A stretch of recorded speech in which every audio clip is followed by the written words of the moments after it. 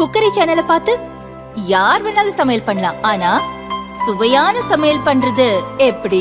நான் இதயம் நல்லெண்ணெயில சமையல் பண்றேன். ஆஹா ஓஹோன்னு பாராட்டுறாங்க. நீங்களும் இதயம் நல்லெண்ணெயில சமையல் பண்ணுங்க, பாராட்ட வாங்குங்க. தினம் தோறும் வாங்குவே இதயம் இதயம்.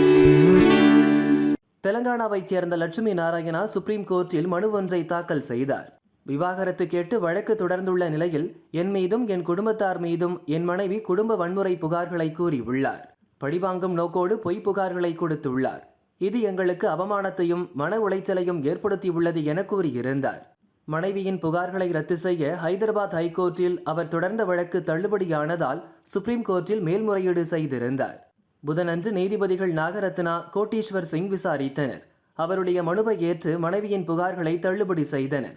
அப்போது நீதிபதிகள் கூறியதாவது: பெண்களை குடும்ப வன்முறையிலிருந்து காப்பாற்றும் நோக்கத்துடன் இந்திய தண்டனை சட்டத்தின் 498A பிரிவு கொண்டுவரப்பட்டது.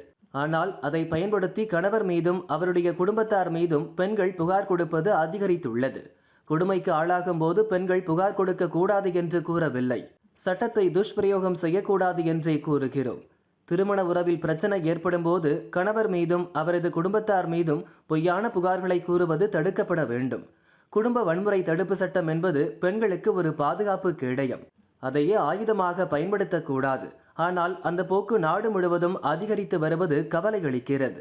ஆதாரம் இல்லாத, சாட்சியங்கள் இல்லாத பொத்தாம் பொதுவான குற்றச்சாட்டுகள் முன்வைக்கப்பட்டால் நீதிபதிகள் ஆரம்ப நிலையிலேயே கண்டறிந்து நீக்க வேண்டும். உலகிலேயே கிள்ளி எறிவது நேர்மையான, விரைவான நீதி கிடைக்க உதவும். தேவைப்பட்டால் இந்த சட்டத்தின் பிரிவுகளை மறு ஆய்வு செய்யலாம் என நீதிபதிகள் கூறினர்.